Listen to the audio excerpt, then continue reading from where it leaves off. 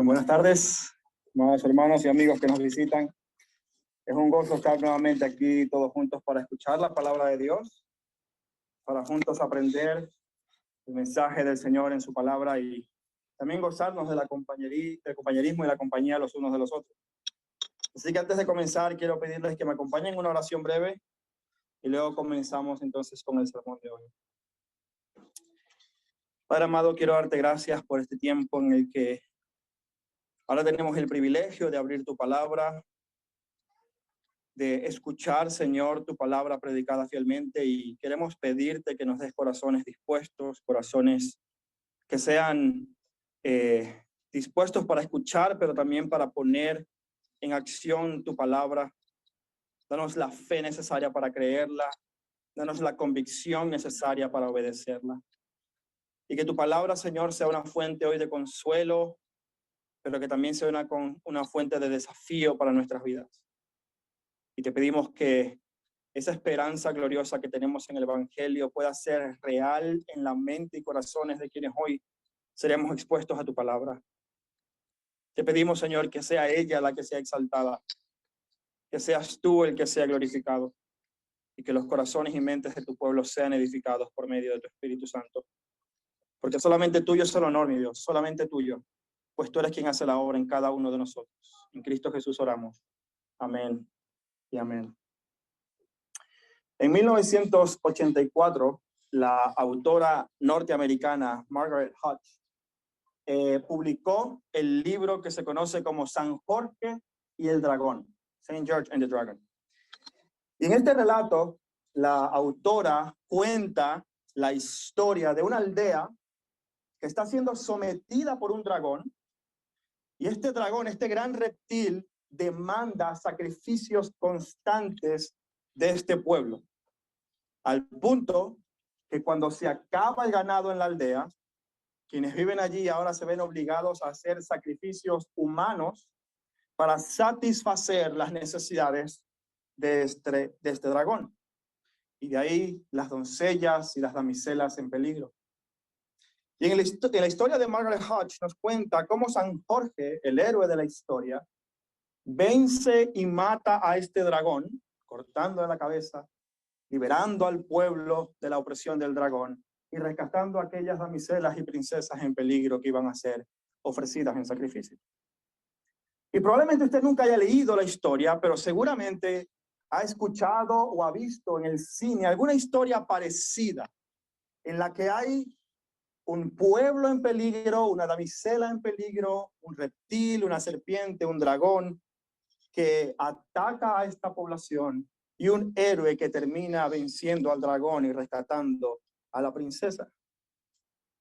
Incluso si vemos historias modernas de nuestra era, libros como Harry Potter, uno de los libros más vendidos en la historia de la humanidad, relata cómo este malvado mago Voldemort, cuyo símbolo es una serpiente, quiere amenazar y causar el terror tanto en el mundo mágico como en el mundo no mágico.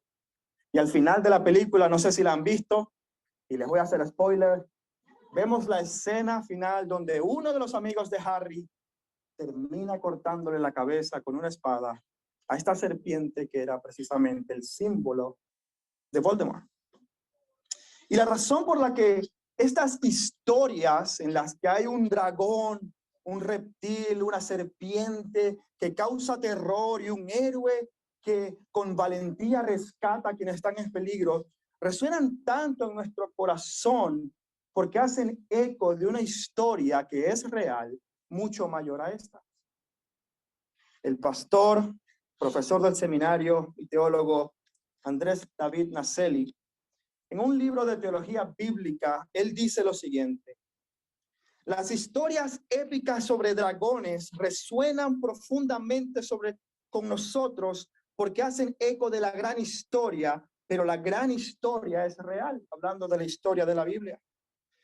Naselli agrega en otra parte de su libro que una manera de resumir concisamente la historia de la Biblia es: mata al dragón y rescata a la chica. Y cuando usted lee la historia de la Biblia, realmente encontramos ese resumen. De hecho, si usted va a Génesis capítulo 3, versículo 15, usted va a escuchar prácticamente la misma descripción que hace David Naseli. Mata al dragón, rescata a la chica. La Biblia nos presenta tres personajes principales en toda su narrativa. Nos presenta un gran dragón, en este caso una gran serpiente, que es Satanás. Nos presenta a una damisela en peligro, que es la iglesia, el pueblo de Dios. Y nos presenta a un valiente héroe, un asesino de serpientes y de dragones, que es el Señor Jesucristo. Este resumen lo vemos ya directamente en las primeras páginas del libro de la Biblia. Ahora, una cosa que debemos entender es que en la Biblia la palabra dragón y serpiente en muchas ocasiones se usan como sinónimos. Y lo vamos a ver el día de hoy. Vamos a ver que en algunos casos se le llama a la serpiente dragón y dragón a la serpiente. Pero el tema principal de Génesis 3:15 es que Dios, después de la caída del ser humano, juzgó el pecado, juzgó a la serpiente responsable de todo el mal en el universo y dio un rayo de esperanza en medio de su juicio. Y eso es precisamente lo que es el Evangelio. Esperanza en medio de un mundo que merece el juicio por culpa del pecado. Por eso las palabras de Andrew Naseli cobran tanto sentido cuando llegamos a Génesis capítulo 3, versículo 14 y 15. Porque si observamos el final de la historia, vamos a ver que al final de los tiempos, el héroe mata al dragón y rescata a la chica. Así que quiero que me acompañen a la lectura del día de hoy. Y vamos a ir a Génesis capítulo 3, versículos del 1 al 15. Vamos a estar enfocándonos en los versículos 14 y 15, pero leeremos desde el 1 para tener un mejor contexto. Dice la palabra de Dios, Génesis capítulo 3, versículo del 1 al 15. Pero la serpiente era astuta más que todos los animales del campo que Jehová Dios había hecho, la cual dijo a la mujer, ¿con que Dios os ha dicho no comáis de todo árbol del huerto? Y la mujer respondió a la serpiente, del fruto de los árboles del huerto podemos comer, pero del fruto del árbol que está en medio del huerto, dijo Dios, no comeréis de él, ni le tocaréis para que no muráis. Entonces la serpiente dijo a la mujer, no moriréis, sino que sabe Dios que el día que comáis de él, serán abiertos vuestros ojos, y seréis como Dios sabiendo el bien y el mal.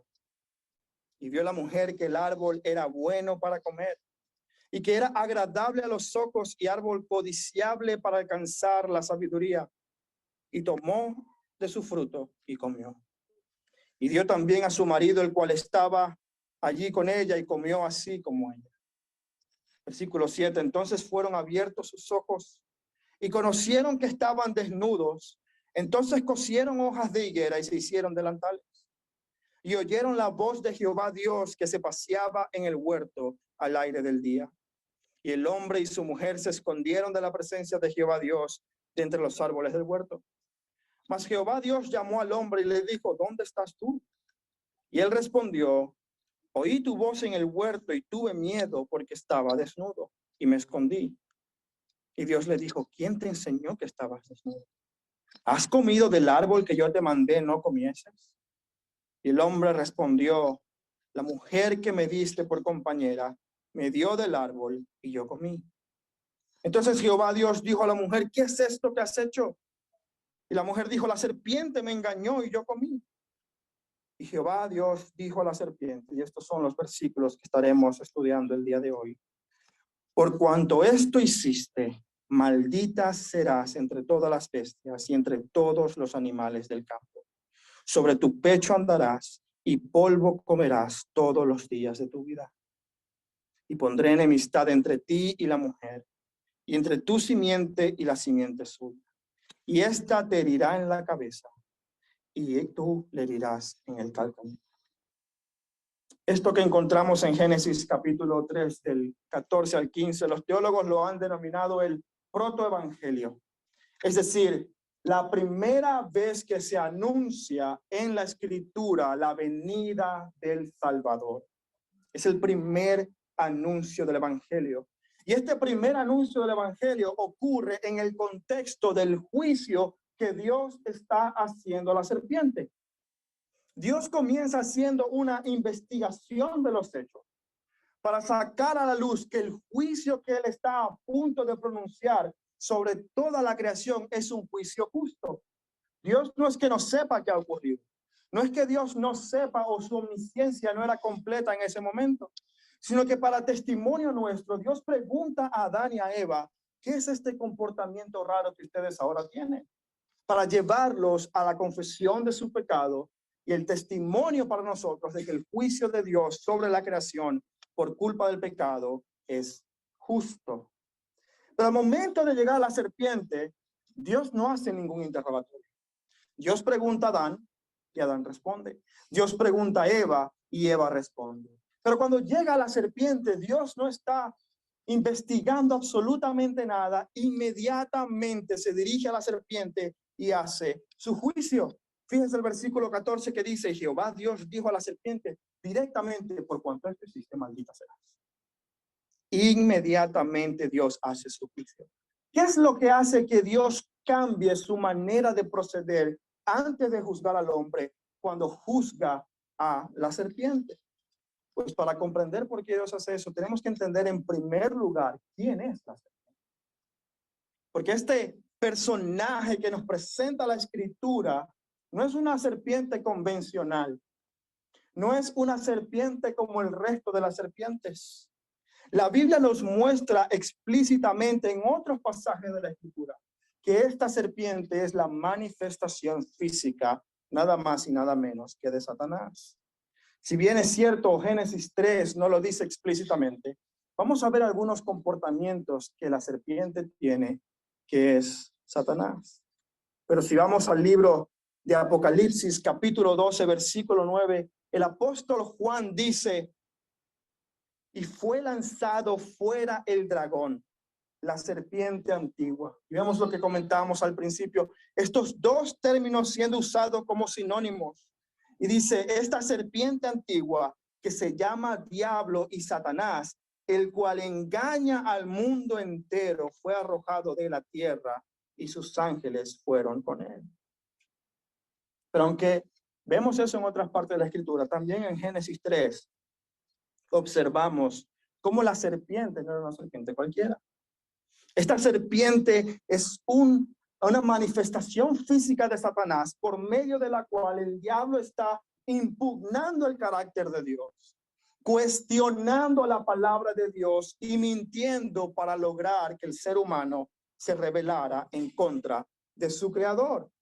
La serpiente usa el engaño para persuadir a Eva de que coma del fruto que no debía comer.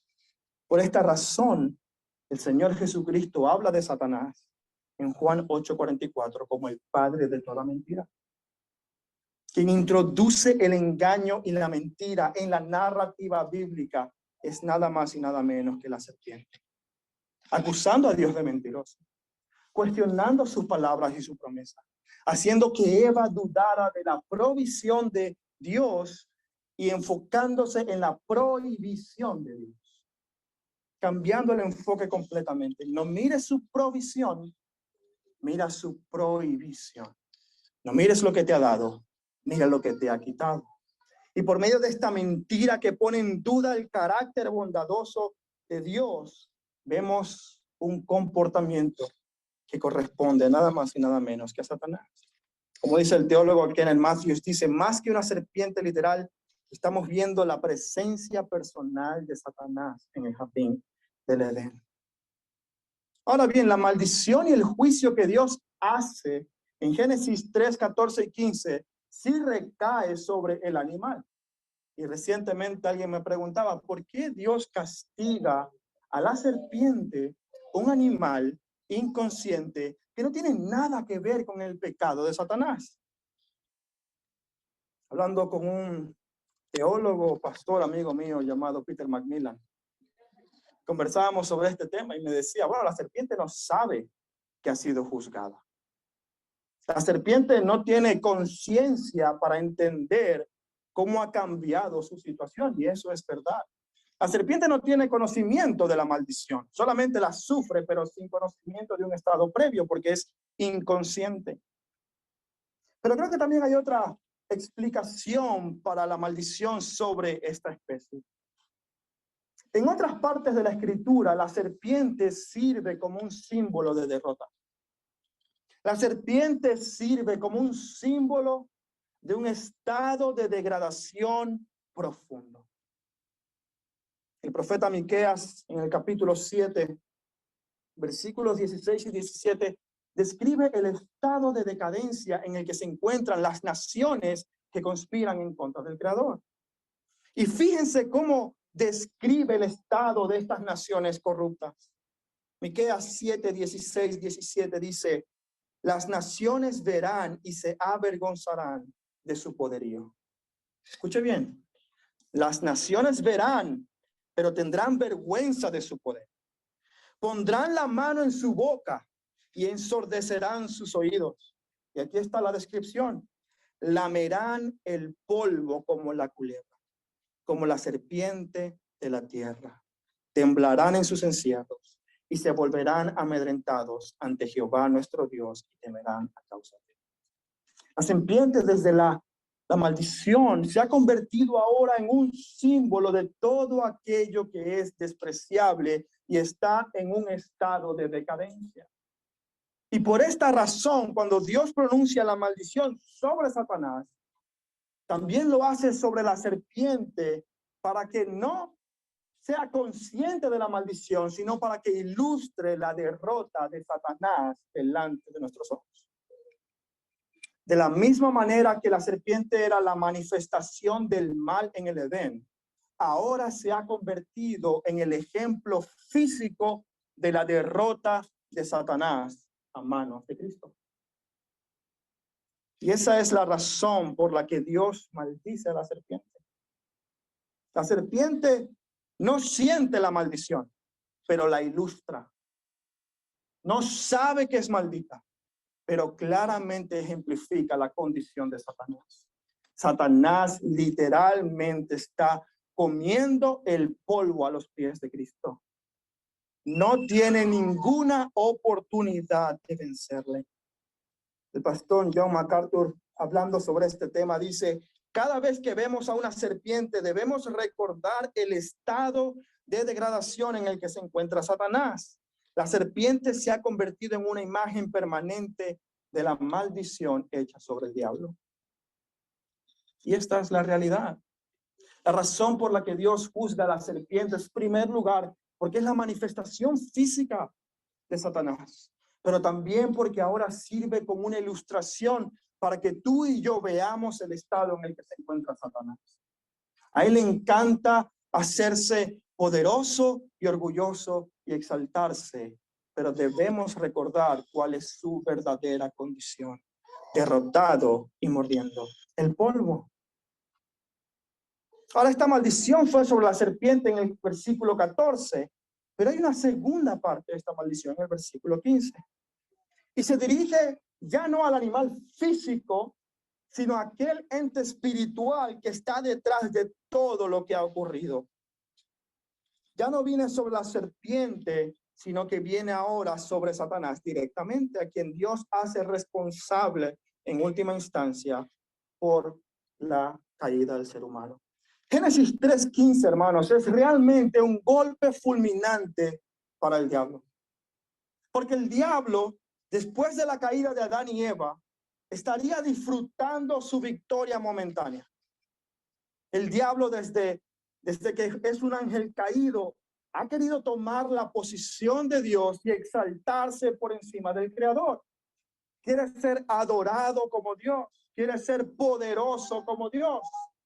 Y ahora, después de haber llevado en rebelión a un ejército de ángeles en contra del Creador, ahora tiene delante de él a una humanidad creada a imagen de Dios, quien él ha persuadido de dejar su alianza con el Creador y alinearse con su rebelión. Por medio de su engaño, lo que Satanás hizo fue convertir a estos que son creados a imágenes de Dios en adoradores de Satanás. En vez de decir, obedece y adora a Dios por todo lo que te ha hecho, revélate en su contra por lo que te ha quitado y decide por ti mismo lo que es bueno y lo que es malo. Satanás estaría sin duda alguna disfrutando ese momento en el que Adán y Eva se unieron a su causa. Ese momento en el que dejaron la alianza con Dios para unirse a él. Y lo consiguió. Consiguió que verdaderamente Adán y Eva dejaran el pacto con Dios y se unieran en un pacto con Satanás. Pero muy poco duró esta falsa victoria. Esto realmente fue una aparente victoria para Satanás, pero realmente era una derrota. Era una derrota disfrazada de victoria. Pensando que lo había logrado, que ahora él tendría una humanidad que lo adoraría a él, Dios en el versículo 15 le recuerda y lo juzga cómo serán las cosas. Fíjense lo que dice. Y pondré enemistad entre ti y la mujer. Precisamente la alianza que Satanás había conseguido al engañar a Eva, una alianza de rebelión en contra del Creador con Eva. Ahora Dios dice, pondré enemistad entre ti y la mujer. La alianza que crees que has conseguido durará un poco. Satanás pensaba que sería adorado, pero lo que en realidad consiguió fue un juicio. Ahora, no solamente con la mujer, sino que también habla a nosotros que vivimos en un mundo caído, en un mundo en el que aparentemente Satanás ha triunfado. Usted piensa que la aparente victoria de Satanás solamente era visible en Génesis 3, pero cuando usted ve esta sociedad y ve este mundo, cuando usted ve las leyes que se están promoviendo, cuando usted ve las decisiones que los gobiernos están tomando, cuando usted ve que la depravación moral está llegando incluso a los colegios, pervirtiendo a los más inocentes con ideas contrarias al diseño de Dios, usted podrá pensar, Satanás ha ganado. No hay absolutamente nada que podamos hacer para revertir la situación inmoral y de corrupción que hay en este mundo. Esta mañana hablaba con mi esposa cómo en Chile, en una campaña electoral, un hombre haciendo perversión sexual públicamente con los símbolos patrios de ese país, desnudo completamente, haciendo gestos obscenos en una campaña electoral apoyada por la sociedad chilena. Cuando usted ve lo que ocurre en este país, Madrid es considerada la capital del orgullo homosexual.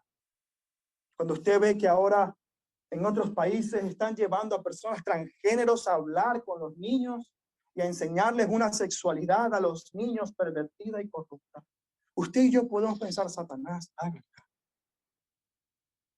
La sensación de impotencia y la sensación de frustración y de temor que se produce al ver estas cosas puede ser abrumadora para muchos cristianos. Cuando usted ve que la injusticia reina, cuando usted ve que la familia ahora es atacada y destruida, el hombre no sirve para nada, la mujer es completamente desvirtuada y no hay manera de hacer entrar en razón a esta generación, usted y yo podemos pensar, Satanás ha ganado. Pero Génesis 3:15 nos da una esperanza. Génesis 3:15 le recuerda a Satanás que su victoria ni es real ni es permanente. Que por mucho que él quiera hacer una alianza con la humanidad, Dios va en última instancia a redimir al ser humano para sí. Y esto nos lleva a nuestro tercer punto. La simiente. No he mencionado los otros dos. El primero, la serpiente y la aparente victoria. Pero ahora vemos cómo la humanidad está verdaderamente dividida en dos grupos. La humanidad está dividida en la simiente de la mujer descrita en Génesis 3:15 y en la simiente de la serpiente en el mismo versículo. Mire lo que dice: pondré enemistad entre ti y la mujer, entre tu simiente y la simiente suya. ¿De qué está hablando? Está hablando de dos grupos que hay en la humanidad. Aquellos que rechazan y se unen a Satanás en su rebelión en contra de Dios. Y aquellos que han sido redimidos, rescatados, comprados, salvados de la influencia de la serpiente y que ahora viven para la gloria y honra de Dios.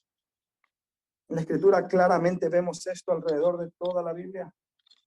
En el Antiguo Testamento, en varias oportunidades, a algunos personajes bíblicos se les llama descendientes de la serpiente, al compararlos con una serpiente o un dragón. El primero de ellos es Faraón, el rey de Egipto. El profeta Ezequiel, hablando y juzgando a Faraón, lo llama el gran dragón del mar. Ezequiel capítulo 29 del 1 al 2 dice: en el año 10º, el mes 10º, a los 12 días del mes, vino a mí palabra de Jehová diciendo: hijo de hombre, pon tu rostro en contra de Faraón, rey de Egipto, y dile: hijo de hombre, dile a Faraón y profetiza contra él, contra el rey de Egipto. Y dile en el capítulo 32, versículo 1 y 2, dice: a ti, Faraón, levanta endecha sobre Faraón y sobre Egipto. Y dile lo siguiente: leoncillo de naciones eres semejante. Eres como el dragón de los mares, pues secabas tus ríos y enturbiabas las aguas a tus pies y hollabas la ribera. La descripción que Dios hace de Faraón es como aquel dragón que cree apoderarse de todo diciendo: el Nilo es mío, Egipto es mío, yo soy dueño de todo esto. Pero si seguimos leyendo Ezequiel capítulo 32, nos encontramos que Dios juzga a esta simiente de la serpiente, a este dragón grande y que se cree majestuoso y termina siendo humillado. Pero también tenemos a otro personaje en la Escritura. En Primera de Samuel capítulo 11 se nos describe a Nahash, el rey de los amonitas. Curiosamente, el texto hebreo, el nombre Nahash es la misma palabra para serpiente, Nahash. Y no es casualidad que el nombre de un rey sea precisamente la palabra serpiente. En otras palabras, se llamaba culebra este hombre. Y en Primera de Samuel capítulo 11 se nos narra cómo el pueblo de Dios destruye por completo a los amonitas. Pero en el Nuevo Testamento también vemos la simiente de la serpiente. En el Evangelio de Mateo, en varias oportunidades, comenzando con Juan el Bautista, llama a los fariseos y a los saduceos generación de víboras. Miren lo que dice Mateo 3:7. Juan el Bautista hablando, dice: al ver que muchos de los fariseos y de los saduceos venían a su bautismo, les decía: generación de víboras, ¿quién os enseñó a huir de la ira venidera? En el capítulo 23, versículo 23 del Evangelio de Mateo, el Señor Jesús, hablando a los fariseos, les dice: serpientes y generación de víboras, ¿cómo escaparéis de la condenación del infierno? No en vano el mismo Señor Jesucristo le dice a los fariseos que son hijos de su padre, el diablo, en Juan capítulo 8, versículo 44. Pero no termina allí. Los falsos maestros también constituyen la simiente de la serpiente. Pertenecen a este grupo de personas que se han rebelado y unido a Satanás en su rebelión en contra de Dios. En 2 Corintios capítulo 11, versículos 3 y 4, Pablo se refiere a los falsos maestros como aquellos que se disfrazan de la misma manera que Satanás se disfraza. Mire lo que dice: porque temo que como la serpiente con su astucia engañó a Eva, vuestros sentidos sean de alguna manera extraviados de la sincera fidelidad a Cristo. ¿Qué está diciendo? La misma artimaña que usó la serpiente para engañar a Eva y la extravió, la apartó de su alianza a Dios, ahora os está engañando a vosotros para apartar vuestra fidelidad de Cristo. En este mismo capítulo, fíjense cómo los describe a estos que engañan. Versículo 13 y 15. porque estos son falsos apóstoles, obreros fraudulentos, escuche bien, que se disfrazan como apóstoles de Cristo, y no es maravilla, porque el mismo Satanás se disfraza como ángel de Dios. Satanás se disfraza y estos apóstoles se disfrazan porque pertenecen a la simiente de la serpiente. Vemos entonces la humanidad dividida en estos dos grupos. La enemistad constante entre el mundo y el pueblo de Dios. El mundo, Satanás y el pecado, y aquellos que son la simiente de la mujer, aquellos a quien Cristo ha redimido. Pero algo que debe llamarnos la atención en Génesis 3:15 es que el conflicto se realiza en tres instancias. En primer lugar, hay un conflicto entre la mujer y la serpiente. En segundo lugar, hay un conflicto entre la simiente de la mujer y la simiente de la serpiente. Pero en tercer lugar, hay un último conflicto definitivo entre la simiente de la mujer y la serpiente directamente. Y a veces nuestras traducciones al castellano no nos permiten ver con claridad lo que el texto hebreo quiere decir. Pero en el original, cuando se refiere a este tercer conflicto entre la simiente de la mujer y la serpiente directamente, no se refiere a todos los descendientes de Eva, sino que el hebreo usa de manera deliberada el pronombre masculino del singular de la tercera persona, es decir, él. Una mejor manera de leer Génesis 3:15 sería: y pondré enemistad entre ti y la mujer, entre tu simiente y la simiente suya. Y aquí es donde estaría la forma en cómo deberíamos leerlo. Él te herirá en la cabeza y tú le herirás en el calcañar. Ahora bien, ¿a quién se refiere con esta simiente? ¿Quién es él? ¿Quién es aquel hombre que vendrá de la mujer y que se enfrentará de una manera definitiva a la serpiente, dándole un golpe mortal en la cabeza, aunque sufriendo él también una herida grave? ¿Quién es este descendiente de la mujer que aplastará para siempre a Satanás? La respuesta la encontramos en Gálatas 3:16, donde el apóstol Pablo habla de que esa simiente de la mujer es la simiente de Abraham. Y fíjese lo que dice: ahora bien, a Abraham fueron hechas las promesas. Escuche bien. Y a su simiente.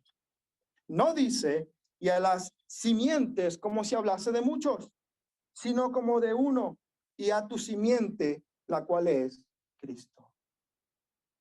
Jesús es la simiente de la mujer, ese descendiente que vendría una vez por todas para aplastar la cabeza del dragón. Ahora usted se preguntará, pero la mujer no tiene simiente. La mujer no tiene semilla que depositar para que un bebé sea engendrado. La simiente o la semilla viene del hombre. La mujer tiene óvulos donde se deposita la semilla. Pero hay una razón por la cual deliberadamente el texto dice la simiente de la mujer. Porque no está hablando de un hombre cualquiera, está hablando de aquel que no necesitó intervención humana para su nacimiento. Aquel que no necesitó simiente de hombre para nacer, sino que es nacido de Dios por el poder del Espíritu Santo. Jesús, en su nacimiento virginal, no provino de una simiente de hombre. No provino de la semilla de un varón. Provino de Dios por medio de la mujer. Y en esta mujer estaba entonces esa simiente de Dios divina para el nacimiento del Salvador, de este hombre que una vez por todas libraría a su pueblo del pecado. Esto es precisamente el testimonio del profeta Isaías. En Isaías 7:14 nos dice: por tanto, el Señor mismo os dará señal. He aquí que la Virgen concebirá y dará a luz un hijo y llamará su nombre Emmanuel. Esta es la simiente de la mujer que en última instancia derrotaría a Satanás. Humanamente hablando, Jesús fue simiente únicamente de la mujer. Cristo es aquel que da el golpe mortal a Satanás en su cabeza. Y esto nos lleva a nuestro último punto: la segura derrota. Hemos visto quién es la serpiente. Hemos visto la aparente victoria de la serpiente. Hemos visto los descendientes de la serpiente y los descendientes de la mujer en Génesis 3:15. Pero ahora veremos el punto más importante, el clímax, que es la victoria de Jesús sobre Satanás. Ahora, esta victoria no fue una victoria sin sufrimiento. Yo no sé si usted está familiarizado con esta expresión en inglés que dice no pain, no gain. Si no hay dolor, no hay victoria. Y precisamente eso fue lo que experimentó Jesucristo: un sufrimiento profundo al pelear la batalla definitiva con Satanás. En la descripción que tenemos de esta lucha, claramente se ve un lenguaje de lucha y sufrimiento. Nos dice que él, esta simiente de la mujer, él heriría en la cabeza a la serpiente y la serpiente le heriría en el calcañar. La idea que nos transmite esa descripción es una lucha mortal.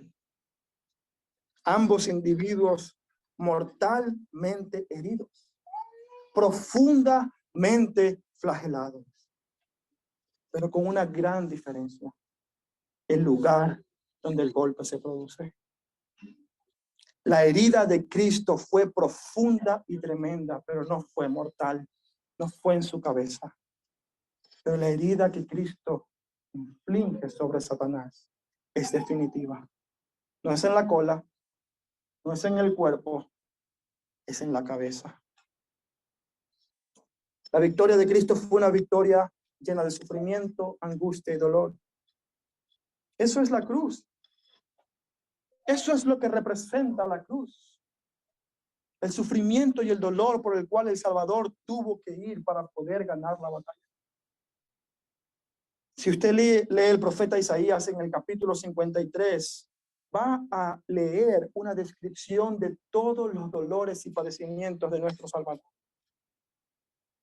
Miren lo que dice Isaías 53. Hablando de Jesús, él describe sus padecimientos y sus aflicciones de la siguiente manera: Jesús fue despreciado y desechado. Isaías 53, versículo 3. Él sufrió nuestros dolores y lo tuvimos por azotado de Dios. Isaías 53, versículo 4. Él fue herido por nuestras rebeliones, molido por nuestros pecados. El castigo de nuestra paz fue sobre él, angustiado y afligido. Mire cómo describe la victoria de Cristo en Isaías 53:11. Verá el fruto de la aflicción de su alma y quedará satisfecho. Por su conocimiento justificará a mi siervo justo a muchos y llevará las iniquidades de ellos. Jesucristo sufrió un gran dolor para vencer de una vez por todas a Satanás y la influencia que él tenía sobre ti y sobre mí. La influencia que él tenía sobre el mundo. Hay muchos predicadores y muchas iglesias que por ahí están diciendo que Satanás tiene poder, que Satanás te ha arrebatado esto, que Satanás te ha quitado esto, que tienes que quitarle esto a Satanás, que tienes que ayunar, que tienes que pactar. Hermano, no tienes nada que quitarle a Satanás, porque Cristo ya lo ganó para ti una vez por todas. No hay ningún poder que el diablo pueda ejercer sobre ti. Cristo venció. Isaías 27:1. En aquel día, Jehová castigará con su espada dura, grande y fuerte, a Leviatán, serpiente veloz, a Leviatán, serpiente tortuosa, y matará al dragón que está en el mar. Este no es el Señor de los Anillos, esto es la Biblia. Esto es Dios venciendo al dragón y rescatando a la chica. Nuestro Salvador sufrió grandemente su herida en el calcañar, pero su victoria fue mayor que su dolor. Y Satanás, nuevamente engañado por su delirio de grandeza, en la cruz dijo: maté al Salvador, gané. El campeón de Dios ha muerto.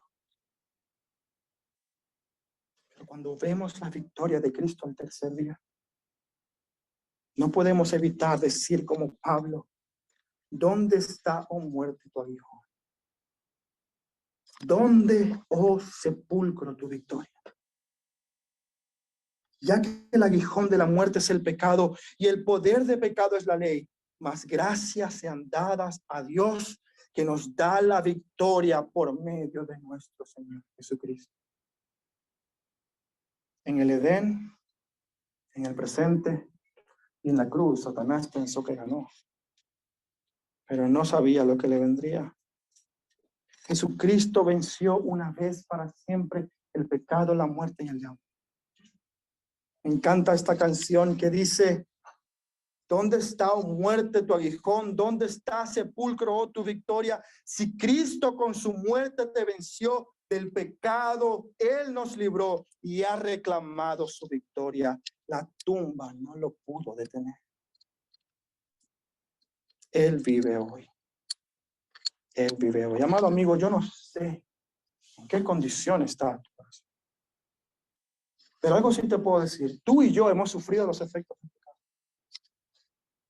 Tú y yo hemos decidido rebelarnos en contra de Dios. Tú y yo hemos luchado con nuestras propias inclinaciones, con nuestros propios deseos, con nuestros propios sentimientos, con nuestros pensamientos, con absolutamente todo lo que hemos hecho. Nuestro orgullo, nuestra avaricia, nuestra falta de perdón, nuestra lujuria, nuestra mentira, todo. Y no hay absolutamente nada que tú puedas hacer para librarte de la influencia de la serpiente. No hay absolutamente nada que tú y yo podamos hacer para ganar. Pero hay alguien que sí ganó por ti, por mí. Y ese es Jesucristo. Hay alguien que venció el pecado. Esa es la razón por la que Jesús vino. Cuando Él vino, Él vivió completamente las demandas de la ley. Él vivió una vida perfecta, no hubo pecado en su boca, nunca hubo ni siquiera una mala intención en el corazón de Cristo. Fue perfecto en todo sentido, un justo en verdad, bueno verdaderamente, pero sufrió la consecuencia de nuestro pecado. Herido fue por nuestra transgresión, para que ahora tú y yo podamos acceder al perdón y la reconciliación que únicamente está en Jesús. La pregunta es: ¿seguirás en alianza con la serpiente o vendrás a Cristo para redención y perdón? Hay un momento en el que Cristo vendrá y ya no vendrá como un siervo sufriente. Ya eso pasó. Cristo volverá y esta vez volverá como un juez. Volverá con todo su poder a consumar su victoria sobre Satanás. Y juzgará a Satanás para siempre, pero también juzgará a todos aquellos que estén en su alianza. Es lo que decía nuestro hermano Ángelo al inicio de este culto. Apocalipsis 12, del 9 al 11. Cristo juzgará ya de manera definitiva, ya ha vencido y consumará para siempre. Apocalipsis 12, 9 al 11 dice: y fue lanzado fuera el dragón, la serpiente antigua que se llama Diablo y Satanás, el cual engaña al mundo entero. Fue arrojado de la tierra y sus ángeles fueron arrojados con él. Entonces oí una gran voz en el cielo que decía: ahora ha venido la salvación, el poder y el reino de nuestro Dios y la autoridad de su Cristo, porque han sido lanzados fuera el acusador de nuestros hermanos y el que acusaba delante de nuestro Dios día y noche. Pero no para allí. Mira lo que dice. Y ellos, hablando de la iglesia, y ellos han vencido por medio de la sangre del Cordero y de la palabra del testimonio de ellos, y menospreciaron sus vidas. Amado amigo, yo no sé qué estás pensando, pero la realidad del pecado es una realidad muy grande como para que puedas ignorar. Y lo mismo será la realidad del juicio de Dios sobre tu maldad y sobre la mía. Pero por medio de Jesucristo y su victoria tenemos un camino de salvación y reconciliación con Dios. Y yo te animo a que no dejes pasar un día más, sino que hoy seas reconciliado con Dios. Que hoy vengas a Cristo para obtener la salvación que Él ha ganado con su sangre. Pero también ahora como creyentes, la victoria de Cristo sobre la serpiente debe llevarnos a vivir de una manera diferente. ¿Cómo vivimos ahora a la luz de la victoria de Cristo contra la serpiente? Pues hay tres cosas que la Biblia nos dice. En primer lugar, la victoria de Cristo debe llevarnos a vivir con esperanza. Dice que a muchos cristianos, a veces el libro de Apocalipsis es como un libro que causa recelo, porque hay muchas figuras, mucho lenguaje que no entendemos. Pero precisamente la razón por la que este libro fue escrito fue para darle esperanza a los cristianos de aquella época que se veían abrumados por la persecución y la maldad en el mundo. Y estos cristianos que después de haber escuchado un evangelio de victoria de Cristo sobre el pecado, ahora estaban en un mundo en el que el pecado era lo que reinaba y su fe se debilitaba. Pero precisamente por eso Dios da este libro de Apocalipsis a la iglesia para recordarnos que la victoria de Cristo es segura. Para recordarnos que el juicio sobre la serpiente es definitivo. Para recordarnos que sin importar cuán oscuro se ponga este mundo, cuánta maldad haya, cuánta corrupción tú sufras, cuánta injusticia suframos, Cristo ha vencido. El Señor Jesús a sus discípulos les dijo en Juan 16:33, estas cosas os he hablado para que en mí tengáis paz. Escuche bien, en el mundo tendréis aflicción, pero ¿qué dijo? Confiad, yo he vencido al mundo. Romanos capítulo 16, versículo 20, el apóstol Pablo nos dice, y el Dios de paz aplastará en breve a Satanás bajo vuestros pies. La gracia de nuestro Señor Jesucristo sea con vosotros. La victoria de Cristo debe llevarnos a vivir con esperanza. Sí, hay injusticia. Sí, hay maldad. Sí, seremos perseguidos. Sí, perderás tu trabajo cuando no quieras aliarte con la serpiente en su inmoralidad. Te juzgarán y te llamarán misógino. Te llamarán homófobo. Te llamarán ahora transfóbo. No sé cómo te llamarán. Pero te llamarán. Pero la victoria de Cristo es segura. Pero en segundo lugar, debe llevarnos a vivir en una lucha constante con el pecado. Hermanos, si Cristo sufrió para vencer a Satanás, ¿qué te hace pensar que tú llevarás un camino de rosas en tu lucha con tu pecado? ¿Qué te hace pensar que no experimentarás pérdida genuina en tu lucha con el pecado? El autor del libro de Hebreos lo describe de una manera muy clara.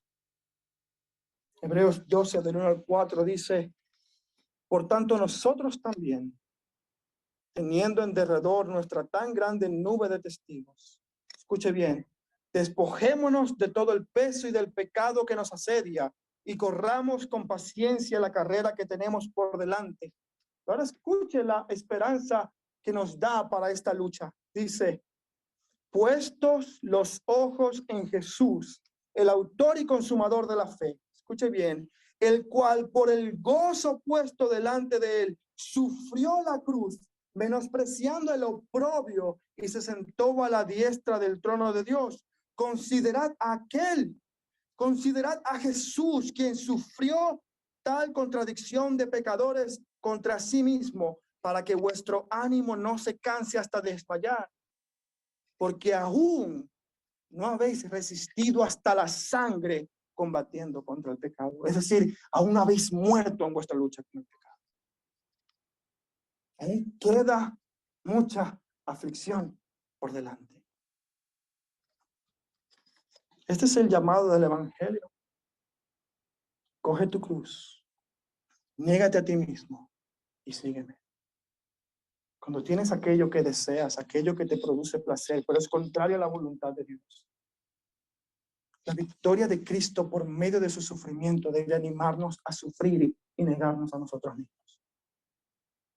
Cuando quieres pensar mal de otros, cuando quieres decir mal de otros, cuando quieres pensar muy bueno acerca de ti mismo y tener complacencia, o cuando cualquier cosa que tu corazón desee que sea contrario a la voluntad de Dios, en tu lucha con el pecado tendrás que sufrir para ganar. Nuestro hermano Wilman leía en esa oración de confesión, Gálatas 5. Mire cómo comienzan los versículos antes de la lectura que hizo. Digo pues, andad en el Espíritu y no satisfagáis los deseos de la carne, porque los deseos de la carne son contra el Espíritu y el del Espíritu contra la carne, y estos se oponen entre sí para que no hagan. ¿Qué te hace pensar que no habrá sufrimiento y dolor en tu lucha con el pecado? Cuando tu orgullo quiere responder como quiere responder, morderte la lengua y callar. Si Cristo sufrió en su lucha contra la serpiente, nosotros también sufriremos en nuestra lucha con el pecado. Pero en tercer lugar, la victoria de Cristo sobre la serpiente nos llama a aferrarnos a la verdad. Las artimañas que Satanás usó en el Edén fue la mentira. Engañó a Eva. En el tiempo de Jesús, él comparó a los fariseos y a Satanás. Bueno, comparó a los fariseos con su padre Satanás, que es padre de toda mentira y de todo engaño. Por eso dice, vosotros sois de vuestro padre el diablo, y los deseos de vuestros padres que dejan. Él ha sido homicida desde el principio y no ha permanecido en la verdad, porque no hay verdad en él. Cuando habla mentira, de suyo hablo, porque es mentiroso y padre de mentira. Satanás usa la mentira para vencer, usa el engaño para persuadir. Él intentará engañar al pueblo de Dios con la mentira, de la misma manera que lo hizo con Eva y de la misma manera que lo lleva haciendo con la humanidad caída. Pero nosotros que somos el pueblo de Dios, por la victoria de Cristo sobre Satanás, debemos aferrarnos a la verdad del evangelio. Ahora, la mentira es sutil. La razón por la que la mentira funciona es porque la mentira es muy sutil. Nadie viene delante de ti diciéndote, mira, yo te quiero engañar. ¿Quieres ponerme a prueba? Nadie viene diciendo eso. Y lo mismo hace Satanás. Ideas, filosofías de este mundo que a veces hasta parecen cristianas, que a veces hasta parecen bíblicas, pero en el fondo son ideas corruptas en contra de la palabra de Dios. Pueden ser ideas acerca de cómo criar a tus hijos, por ejemplo.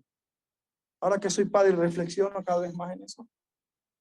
Pero puede ser también en cómo vivir tu soltería. Puede ser en cómo tratar a tu esposo o a tu esposa. Puede ser sobre cómo responderle a tu jefe en el trabajo.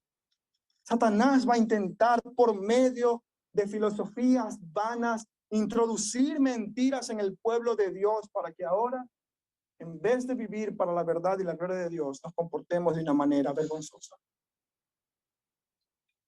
Las mujeres van a comenzar un estudio del libro Mentiras que las mujeres creen. Creo que será un estudio de mucha bendición para ayudarlas a reconocer cuáles son las mentiras de Satanás. Hermana, si no te has unido, te animo a que lo hagas. Pero también los hombres tenemos mucho que cuidarnos. Mentiras sobre la masculinidad, mentiras sobre lo que significa ser hombre, mentiras sobre lo que es ser un esposo, mentiras sobre lo que es ser cristiano. Pero también la iglesia. Hay mucha doctrina falsa por allí intentando entrar en la congregación. Y no hablo solamente de la Iglesia Bíblica Vida Nueva, hablo de la iglesia en general. Donde haya una iglesia del Señor, habrán doctrinas engañosas intentando corromper la verdad. Amado hermano, ¿con quién parece que estás aliado? ¿Estás viviendo más como una simiente de la serpiente o como la simiente de la mujer? ¿Estás cada vez pareciéndote a Satanás y a las víboras que son astutas y parecen ser buenas, pero no lo son? ¿O verdaderamente tienes una alianza con Cristo y su pueblo? Esto es un llamado serio que no podemos ignorar. Esto es un llamado serio que no podemos jugar con. Porque el problema va a ser que en el día del juicio toda víbora de verdad será juzgada. Y si solamente había una apariencia de piedad en ti, y no había un verdadero arrepentimiento, convicción de pecado y alianza con Jesucristo, entonces ya no habrá más tiempo para volver atrás. Que el Señor nos ayude a vivir en alianza con Él, para su gloria y por la verdad. Amén.